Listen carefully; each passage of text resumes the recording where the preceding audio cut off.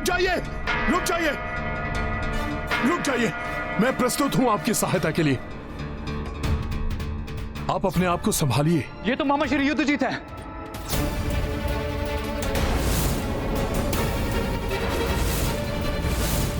अपने आप को संभालिए मामा श्री।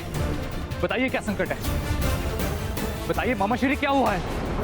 गंधर्व यक्षों के समान शक्तिशाली,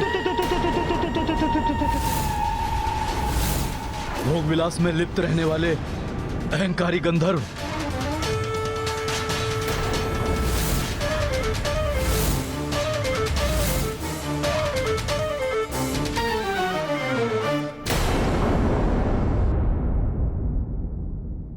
प्रणाम मामाश्री। आप शांत हो जाइए, आप यहां सुरक्षित हैं।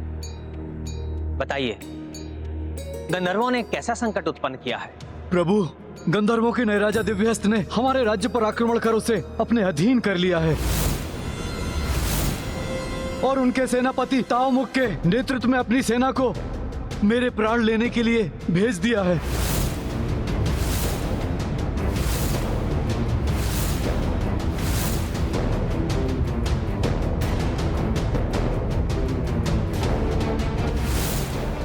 वो मायावी गंधर्व ऐसे हैं कि जहां जाते हैं वहां अंधकार छा जाता है।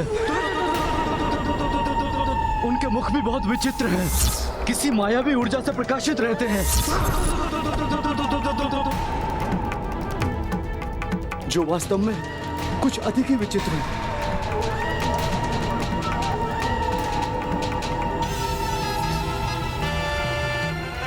वो किसी भी क्षण मेरा अंत करने के लिए यहां पहुंच सकते हैं।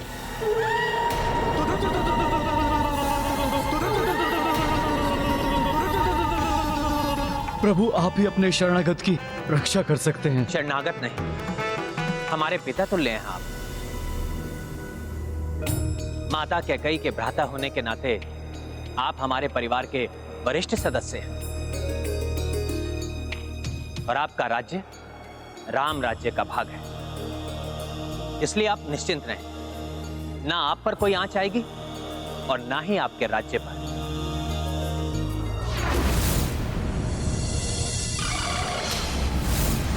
ये आकाश में छाया अंधेरा इसी बात का सूचक है कि वो हमारे समीप हैं। उन्होंने जब हमारे राज्य पर आक्रमण किया था तो तब भी ऐसा ही हुआ था।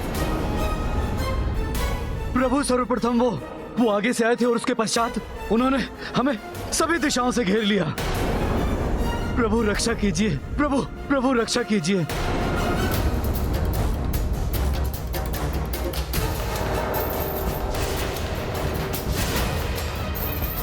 प्रभु, आप मुझे अनुमति दीजिए, मैं अकेला ही जाकर उन्हें संभाल लूंगा।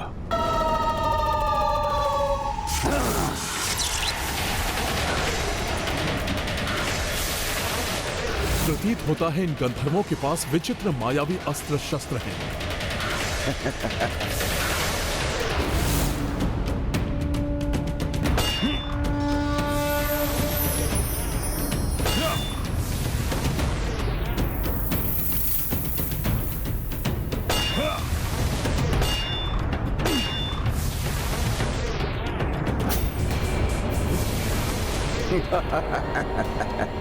इनके आयुध तो नष्ट ही नहीं हो रहे हैं, मुझे और शक्ति लगानी होगी।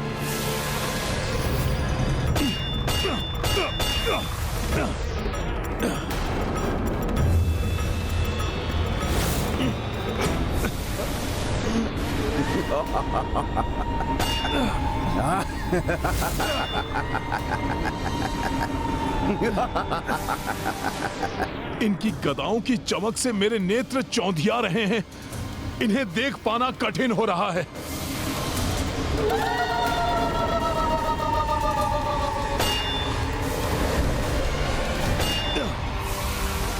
मेरी गदा के प्रहार से मेरे विरोधी योद्धा के अस्त्र शस्त्र या तो नष्ट हो जाते हैं या फिर अंतरिक्ष में जाकर लुप्त हो जाते हैं, किंतु इनकी गदाएं तो सुरक्षित, शक्तिशाली और प्रकाशित कैसे होती जा रही हैं?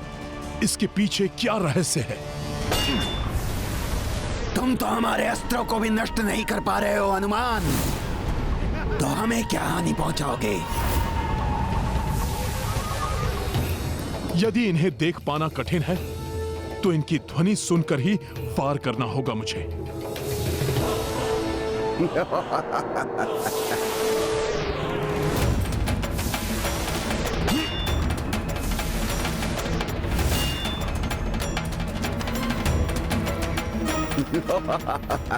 इनकी बढ़ती चमक और ध्वनि से तो ऐसा प्रतीत हो रहा है जैसे ये नष्ट ही नहीं हो रही, अपितु इनकी शक्ति में और वृद्धि होती जा रही है। अब मैं क्या करूं? हाँ।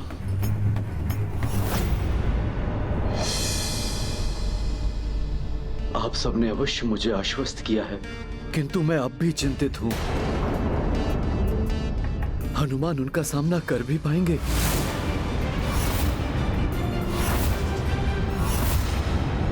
आप चिंता मत कीजिए मामाश्री, हमारी सेना शीघ्र ही तैयार हो जाएगी। फिर मैं सेना को लेकर हनुमान जी की सहायता के लिए पहुंच जाऊंगा। हम सब मिलकर उन गंधर्वों को खदेड़ देंगे और आपके राज्य को उनके आतंक से मुक्त करा देंगे।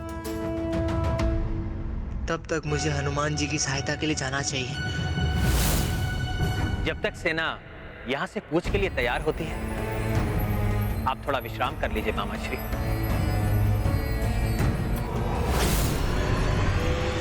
तनिक भी विश्राम का अवसर नहीं देंगे हमारे अस्त्र तुम्हें। तुम उनसे ही संघर्ष करते रह जाओगे और हम तुम्हारे नेत्रों के समक्ष अयोध्या से युद्ध जीत को ले जाएंगे। ये तुम्हारा भ्रम है। हाँ, अब ये बालक कौन है?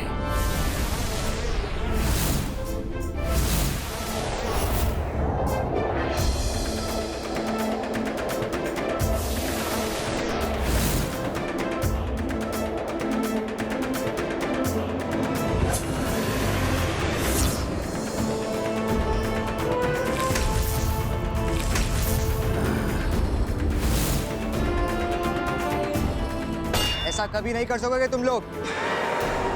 ये तो राजकुमार पुष्कल का स्वर है। वो यहाँ क्यों हैं?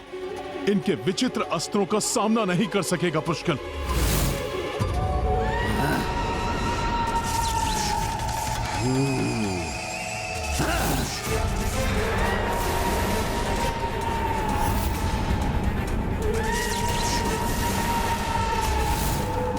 लो, एक और योद्धा आया है हम गंधर्वों के हाथों मृत्यु पाने।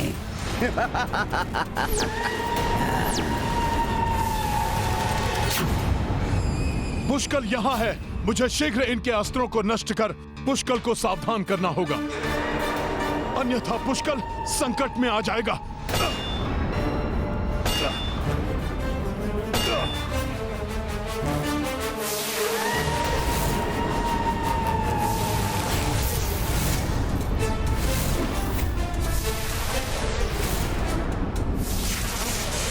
हनुमान जी, मैं बाण किस पर लक्षित करूं?